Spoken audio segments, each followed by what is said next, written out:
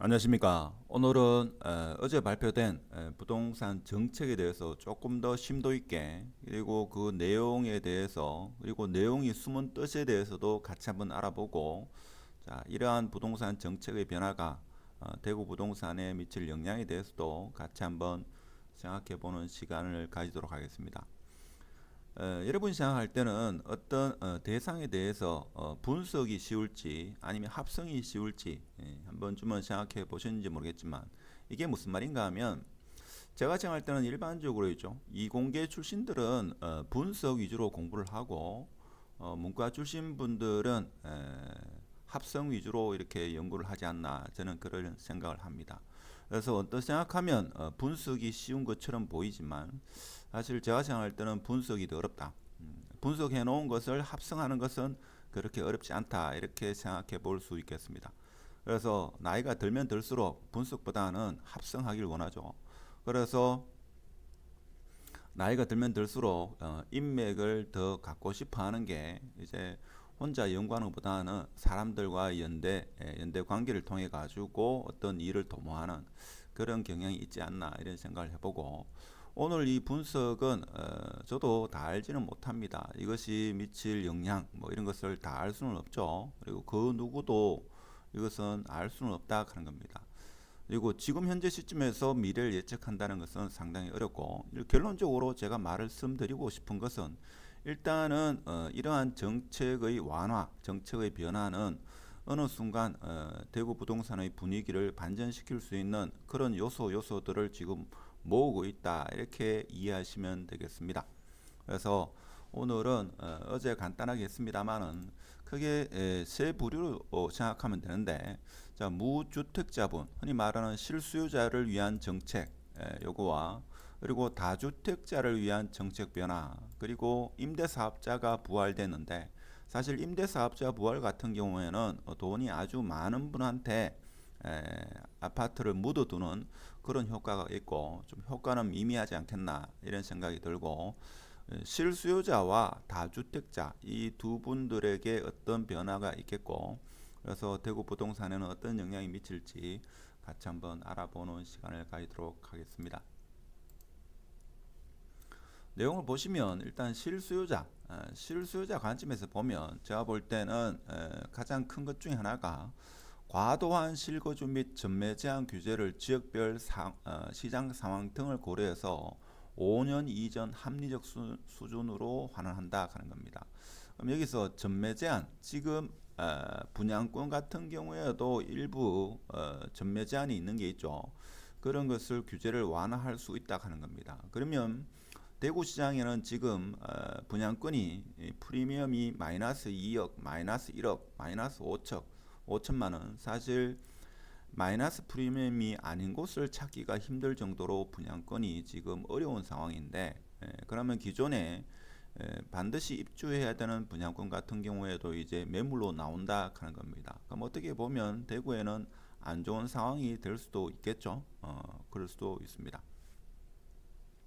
근데 어제 말씀드린 것 중에서 제가 볼 때는 요 세 번째 부분이, 제가 볼 때는 숨은 뜻이 상당히 중요한데, 우리가 대출을 일으킬 때는 집을 매수해 가지고 매수할 시점에 대출을 일으킵니다. 예를 들면 5억 같은 경우에 5억 정도를 내가 아파트를 매수할 경우에 한 70% 같으면 3억 5천을 대출을 일으켰다 이거죠.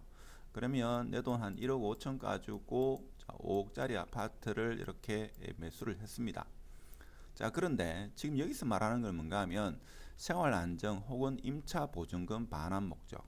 내가 이 아파트를 매수했는데 3억 5천 주고 매수했는데, 여기에 월세를 주고 내가 다른 곳에 이렇게 임대로 있는 경우도 있고, 아니면 내가 갭 투자 형태로 집을 한 채 매수해 두고 나중에 이사를 들어가기 위해서 나는 다른 곳에 거주하는 경우, 그러면 그 임차 보증금 반환이라든지 아니면 생활 안정 자금, 지금 현재는 뭡니까?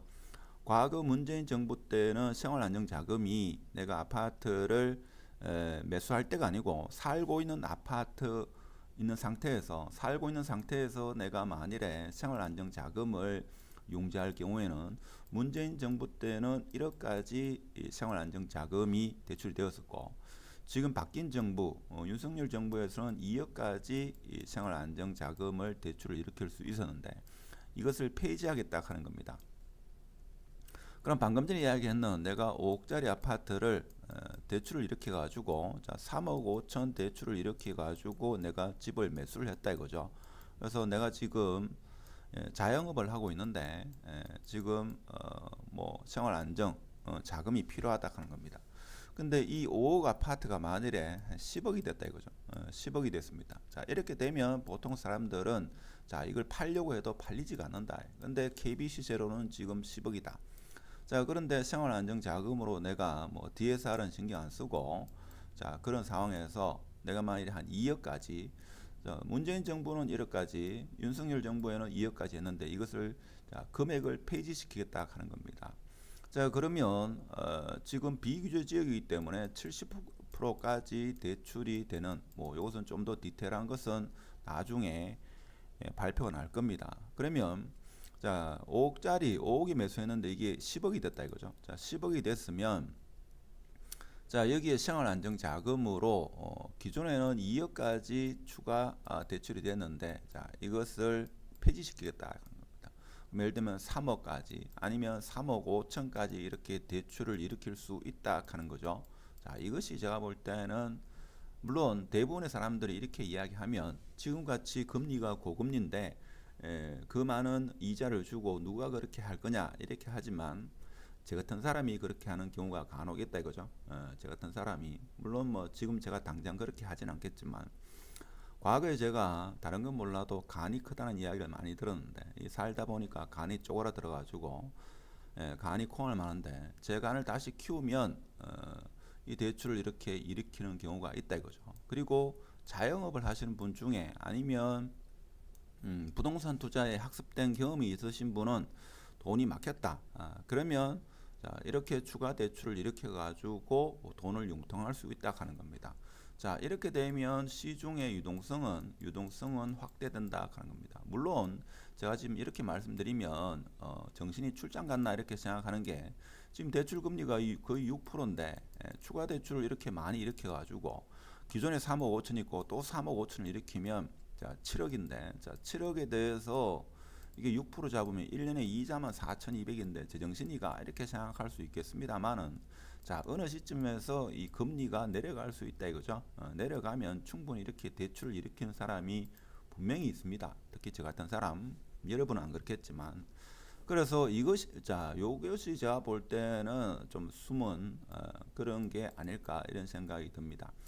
지금 같은 경우에는 대구 전역이 비규제 지역이기 때문에 다주택자분은 LTV 60%까지 제가 알기로는 대출이 되는 걸로 물론 DSR의 범위 내에서 그렇습니다만은 그런 상황이죠. 자, 그런데 하여튼간에 생활안정자금 임차보증금 반환으로 자, 목적 주담배가 규제가 주택 구입 시와 동일하게 적용된다 하는 겁니다.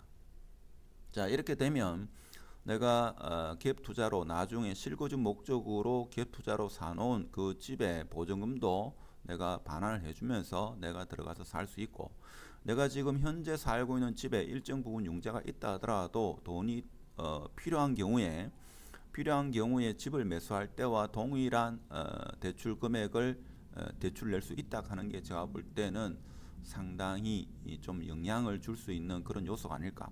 물론 지금 당장에 그렇게 하는 사람은 많지 않겠지만 어느 정도 여러 분위기가 익으면 이렇게 하실 분이 적지 않다. 대표적인 사람이 저 같은 사람이다 하는 겁니다.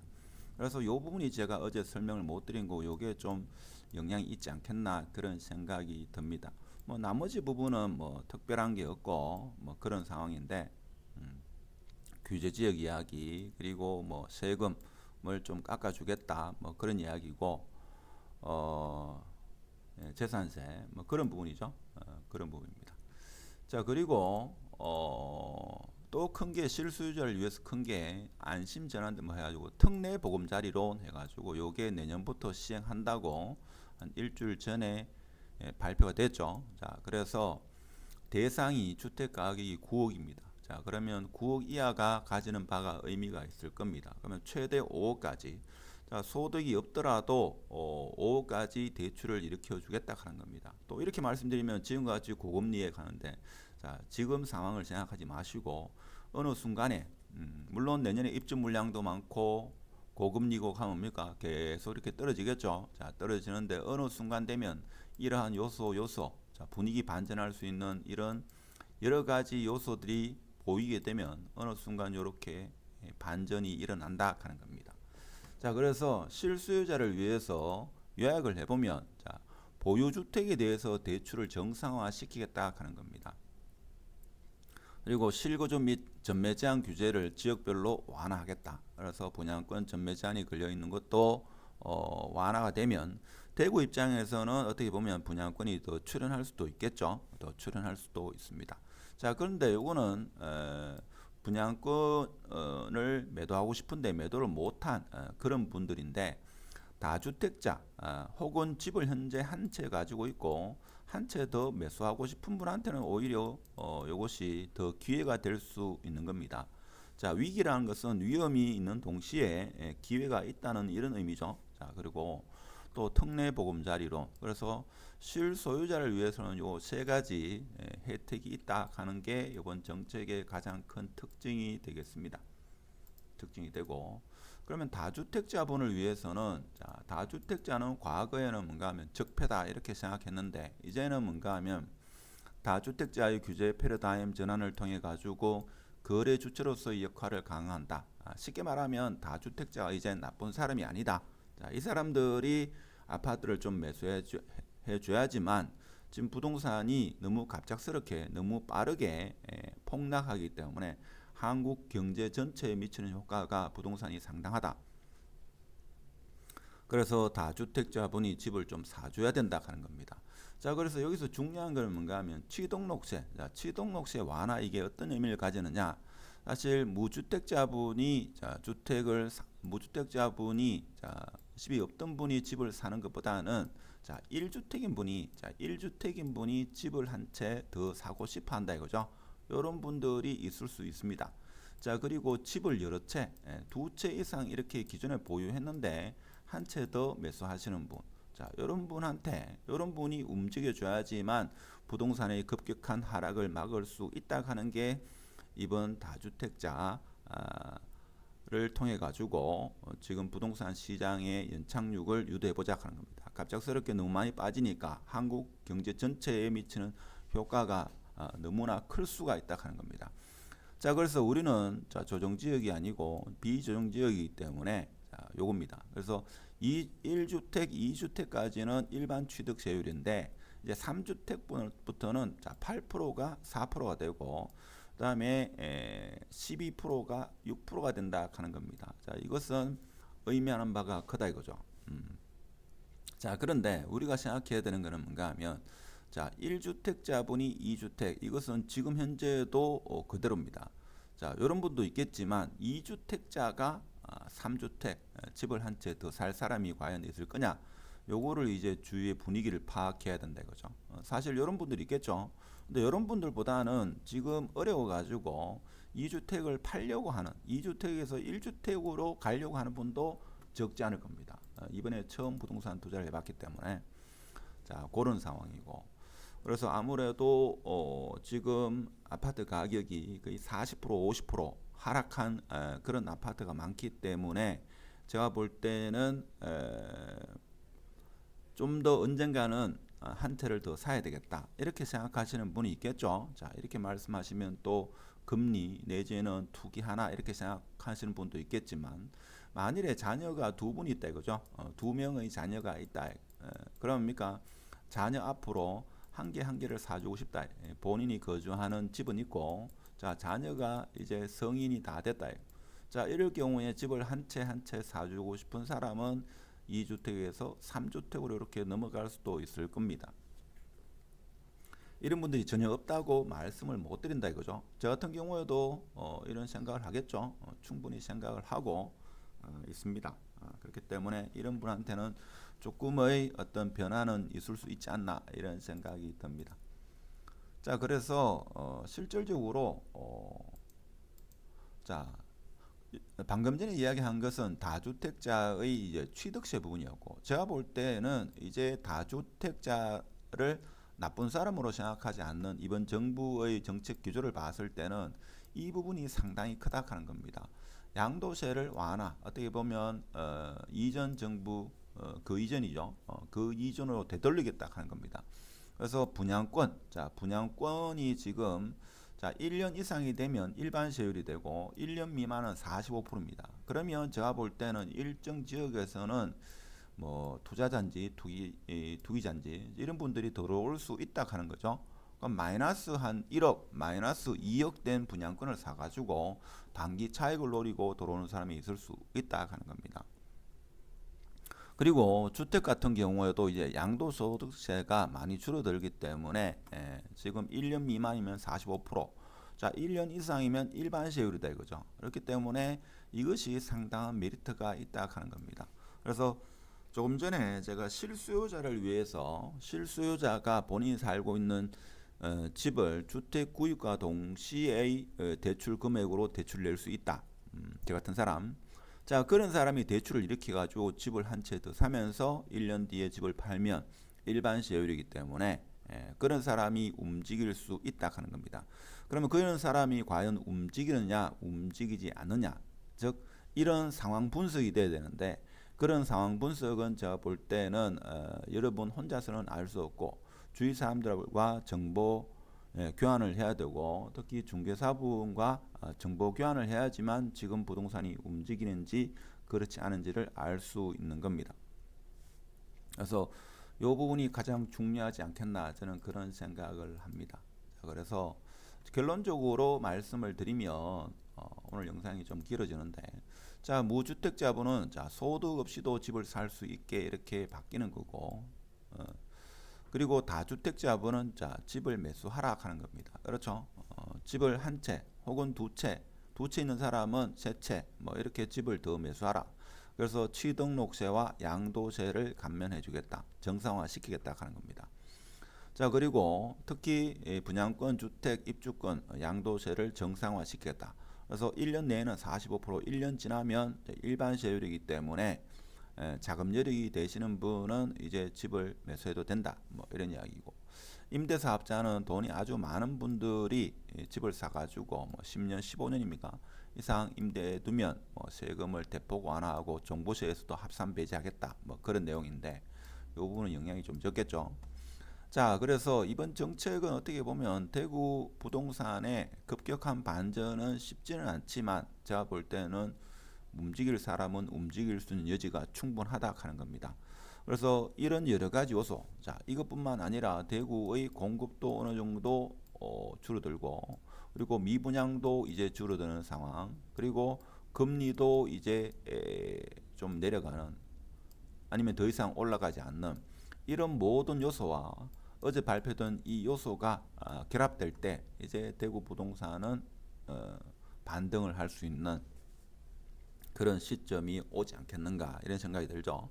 자, 그 시점은 내년 말이 될 수도 있고 후내년이 될 수도 있고 뭐 3년 뒤가 될 수도 있고 그것은 이런 모든 요소들이 결합되었을 때 결합되어 가지고 이제 뭔가 분위기가 익을 때 그때 반전이 일어나지 않겠나 그런 생각이 듭니다. 자 그렇기 때문에 그 정확한 시점은 시장의 흐름을 살펴봐야 되는 거지 그 누구도 정확하게 단언할 수는 없지 않나 저는 그런 생각이 들고 그래서 어제의 정책은 이러한 요소들이 지금 하나 둘씩 모아지고 있다 이렇게 보는 게 조금 더 맞지 않겠나 그런 생각이 듭니다. 이야기를 하다 보면 막상 제가 의도했는 그런 내용을 까먹는 경우도 있고 뭐 그런 경우도 있습니다.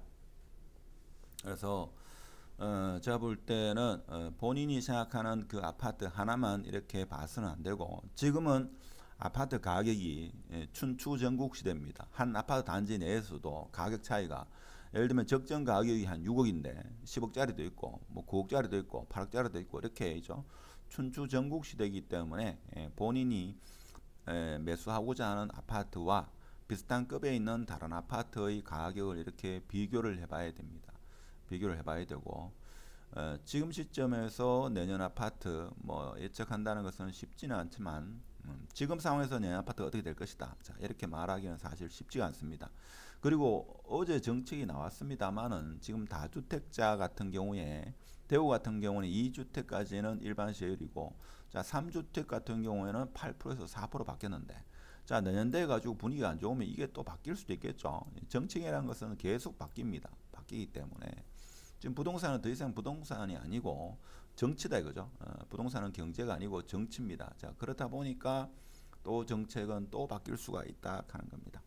하여튼 오늘은 어제 정책에 대해서 실수요자 그리고 다주택자의 입장에서 한번 해석을 해봤고 특히 양도세 변화가 제가 볼 때는 시사하는 바가 크고 지금 분양권 같은 경우에는 입주까지 거래에 제한이 되어 있는 것도 내년에 풀리게 되면 대구에는 어떻게 보면 분양권이 더 많이 나올 수 있다 하는 것도 대구 시장을 더 악화시킬 수 있는 요인이긴 합니다만은 이 모든 요소와 금리와 공급이 어느 정도 소진이 되고 그리고 미분양 아파트도 점차적으로 줄어들게 되면 제가 볼 때는 대구 아파트의 분위기는 반전이 되는데 그 시점은 지금 상황에서는 정확하게 예측할 수는 없다 하는 겁니다.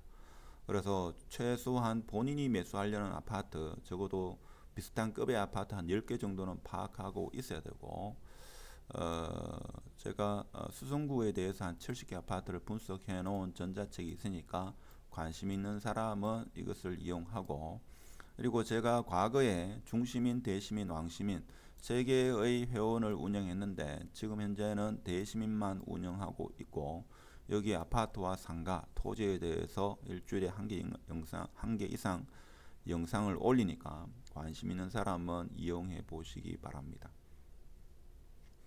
오늘도 끝까지 시청해 주셔서 감사드리고 또 찾아뵙도록 하겠습니다. 감사합니다.